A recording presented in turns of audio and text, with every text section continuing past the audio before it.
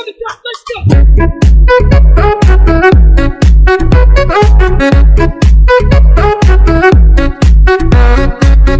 Welcome to Python programming class, lecture 11, unit 2, part 2, conditionals and recursion. So in lecture 9, we completed 3 topics, floor division and modulus. What is floor division, what is modulus, and some examples. Boolean expressions, true or false, and what are the logical operators, how to use and or not, what are the results in that. In lecture 10, we completed conditional executions, right? Conditional execution, alternate execution, chained conditionals, nested conditionals with examples in the Jupyter notebook. Now coming to the next one, lecture 11. In this we will discuss 3 topics: recursion, infinite recursion, keyboard input. Keyboard input is not recursion concept. So recursion, infinite recursion, and separate topic keyboard input. Now coming to the recursion. So here function to call itself, that is called recursion. So one function is there, that function call itself is called recursion. So coming to one example. So here we are defining countdown of, and this is the argument, countdown is the function. If n is less than 0, so if the value is n less than 0, so it will print blast, or else, that means if this condition is false, it will print n value, right? Later n value is decremented, n equal to n minus 1, and then we are calling the same function once again, countdown of n, working of this program. Consider n equal to 4, call the countdown, okay, countdown of n. So what is n here? 4. If n is less than 0, is it less than 0, right? No, it is greater than 0, it is false. So if it is false means what it will print of n. So what is n value here? 4. So in the output 4 is printed. What is the next one? N equal to n minus 1. So that means what is the value now? 3. Right? So call countdown. So once again you are calling the same function, countdown of n. Now what is the value of n? 3. So condition is checked. If n is less than 0, 3 is less than 0, that is false. Print of n, 3. Once again n value is decremented, so n value is 2 now. Same, countdown, call countdown of, sorry, n. So what is n here? 2. So same, n is less than 0, false. Print of n, it is 2. N equal to n minus 1, n value is 1. Call countdown of n. So 1 is less than 0 is false. Print of n equal to n minus 1, 0. Once again call countdown. N is less than 0 is false. Not equal, so equal to 0 but not less than 0. That's why print of n is 0. N equal to n minus 1, it is minus 1. Same, call countdown of n. If n is less than 0, so minus 1 is less than 0, it is true. So print of blast. So if it is true means, if this condition is true, what it will print? Blast. So blast, right? So this is recursion, right? Now coming to the second one, infinite recursion. Here the function calling repeatedly, there is no termination, that is called infinite recursion. Now coming to the example, here same example, we are defining countdown function. If n is less than 0, it will print blast, or else it will print n equal to n plus 1. Here just one change is there. Instead of n minus 1, I am placing n plus 1. Consider same example, n equal to 4, countdown of n. If n is less than 0, it will print n. So in the output, what is the value? 4. N equal to n plus 1, so n equal to 5, call countdown.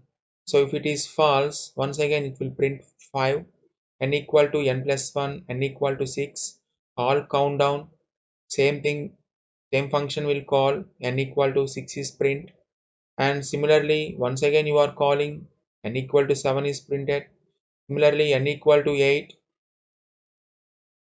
so n equal to 8 is printed, so similarly n equal to 9 is called infinite recursion, right? Let's check this example in the Jupyter. Let's check the example for recursion.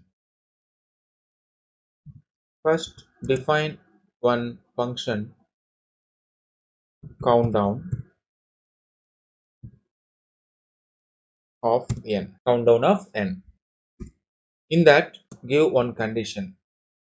If n is less than 0, n is less than 0, what we have to print? Print of blast. Else, print of n. So if the condition is false, what do you have to print? Print of n. We are printing n value.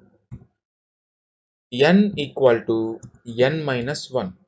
So we are decrementing. Now call the same function countdown of. Now give n value. N equal to 5. Right? Now call the main function countdown of n. Take this. 5, 4, 3, 2, 1, 0, blast. Right?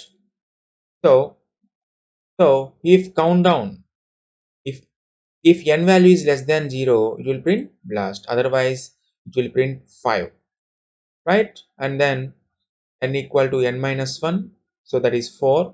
Once again, you are calling the same function 4, 3, 2, 1, 0. Now coming to the infinite recursion, just change n plus 1. Right? So here call the function, so run it. See here 5, 6, 7, 8, 9, 10. So it will continues. So there is no termination. So automatically will print the subsequent numbers. Right? Here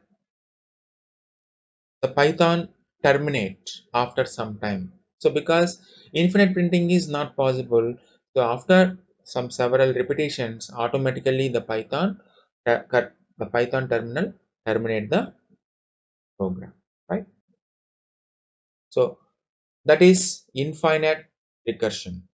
Now coming to the keyboard input, right? Here the system accepting input from the user, okay, not inside the program. So by using keyboard, we are giving input to the system, right? So input function is used. Input function is used. Let's check the examples. A equal to 5, B equal to 6. Print of A plus B is 11. So here A and B variables has fixed values given in the program. So A equal to 5 is not changed. B equal to 6 is not changed. Those are fixed values. Now coming to the input function, A equal to int of input of enter A value, B equal to int of input of enter B value, print of A plus B. Here A and B variables has no fixed values. They are given in the runtime. Okay, let's check the examples in the Jupyter notebook. Take A equal to 5 and B equal to 6. Right? Run the code. Now print of A plus B. You will get 11. Here A value and B value are fixed. You are giving in the program. Right? Now how to give values using keyboard. Right? Let's check another example. A equal to input of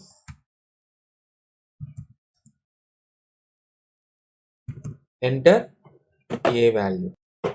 Take B value. B equal to input of enter value.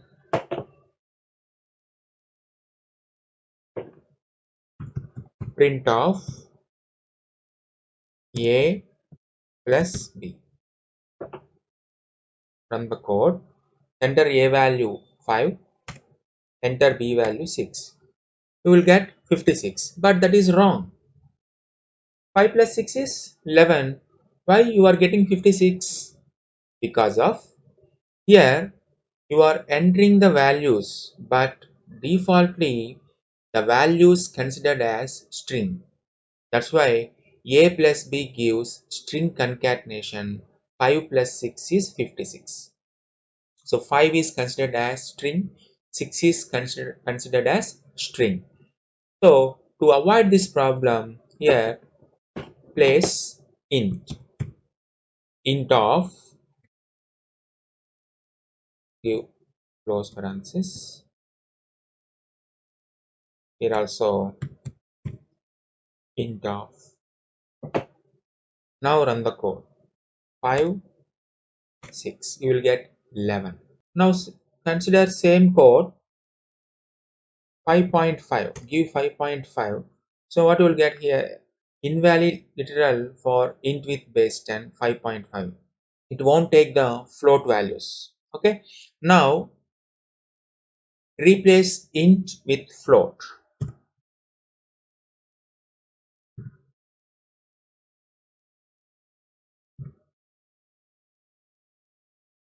Run. Now give 5.5 and 6.5. We'll get 12.0. Right. You can give integer values also. 5, 6. You will get float result. Right. So like that we are giving input by using the keyboard. Right. So that's the today's lecture. Recursion, infinite recursion, keyboard input. Right. Unit 2 part 2 is completed in 3 lectures, lecture 9, lecture 10 and lecture 11. Right. We will meet in the next lecture. Thank you.